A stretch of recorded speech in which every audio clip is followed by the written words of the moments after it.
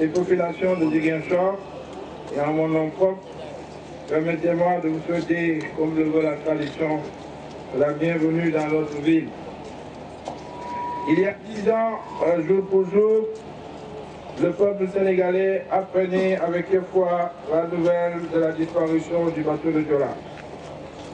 Le navire qui avait si souvent bravé la houle venait de sombrer au large de la Gambie, avec à son bord plus de 1800 personnes, dont 1340 étaient originaires de la Casamance et 970 de la commune de Ziguinchor.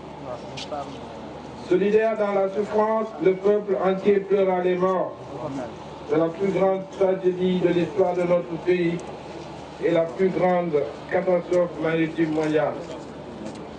Solidaire face à cette terrible épreuve, nous l'avons été. Solidaires, nous devons rester. C'est pourquoi aujourd'hui, je tiens une nouvelle fois à exprimer ma profonde compassion aux familles endeuillées. Il est vrai que 10 ans après cette tragédie, les revendications des familles des victimes sont encore nombreuses. Je ne ferai passer sous silence les dispositions prises par l'État du Sénégal en faveur des familles victimes du Joola, des orphelins et de la jeunesse casamançaise. À ce jour, toutes les familles qui l'ont souhaité ont été indemnisées à hauteur de 10 millions de francs CFA par victime.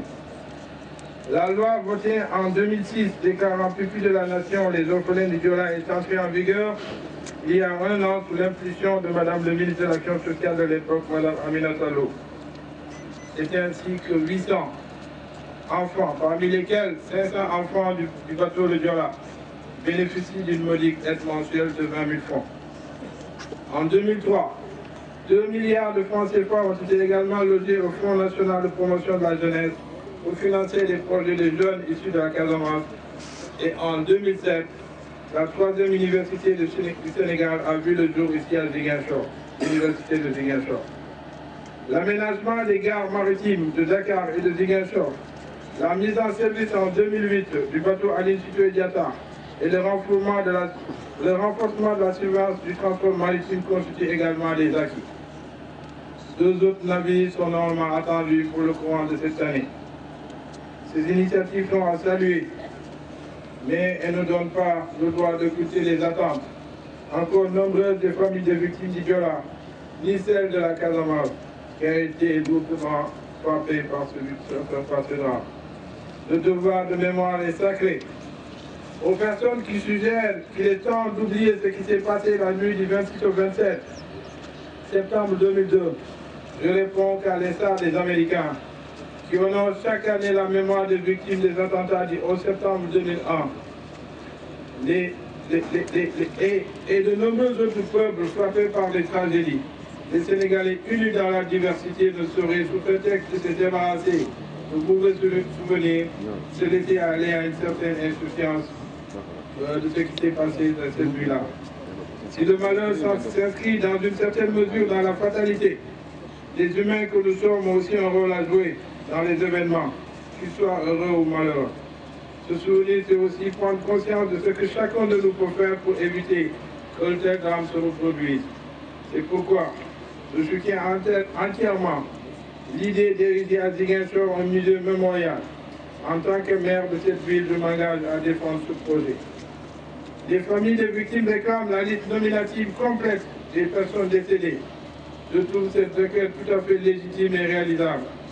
Tout comme celle concernant le suivi psychologique des 64 rescapés, 63 maintenant parce qu'une personne vient de décéder parmi elles, et des 800 et des orphelins du Joola, dont 800, 500 m'a-t-on dit, seulement sur les 1900 recensés après le naufrage sont aujourd'hui considérés comme pupilles de la nation. Les autres ayant l'âge de la majorité sont livrés à eux-mêmes. Leur sort, Monsieur le ministre, devrait être pourtant faire l'objet d'une attention particulière de la part de l'État. Quant à la question du renflouement du navire, réclamée par les familles des victimes, elle est sensible et si douloureuse qu'elle mérite toute notre attention. Concernant les poursuites judiciaires voulues par certaines familles, même si l'on évoque ça et la prescription aussi au niveau du Sénégal, ce que je peux dire, c'est qu'il s'agit de décisions lourdes et personnelles que seuls ces familles et de l'association pour prendre en tenant compte, bien entendu, des vicissitudes et surtout du droit qui malheureusement prescrit un certain nombre de dispositions à prendre pour qu'il n'y ait pas de prescription en pareil cas. Nous le savons, les attentes sont encore nombreuses, mais cette journée présentera une occasion pour les familles des victimes de les exposer en détail. Je souhaite qu'elles le fassent tout à l'heure et en toute liberté. Puisque nous sommes aujourd'hui réunis, permettez-moi aussi d'exprimer une nouvelle fois mes remerciements aux familles et associations des victimes et proches qui, dans la douleur et dans l'attente de la satisfaction de toutes les doléances, continuent de faire preuve de compréhension, de patriotisme et de patience.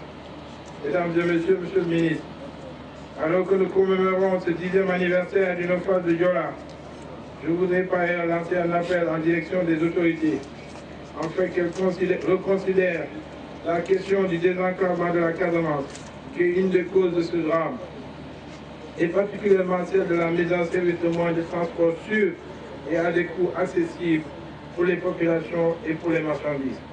La Casamance possède certes ce que peu de localités au Sénégal ont. Nous avons un aéroport, nous avons un port, nous avons aussi des routes plus ou moins praticables. Néanmoins, arriver à Ziguinchor, se rendre à Dakar ou ailleurs au Sénégal, ou encore expédier des marchandises est difficile. Il est temps de mettre un terme à cette situation. La Casamance est riche, tout le monde le sait, et doit pouvoir se développer et contribuer de manière significative au développement de l'économie du Sénégal. À ce titre, je souhaite enfin souligner que notre région a plus que jamais besoin de soutien pour l'éducation de ses enfants.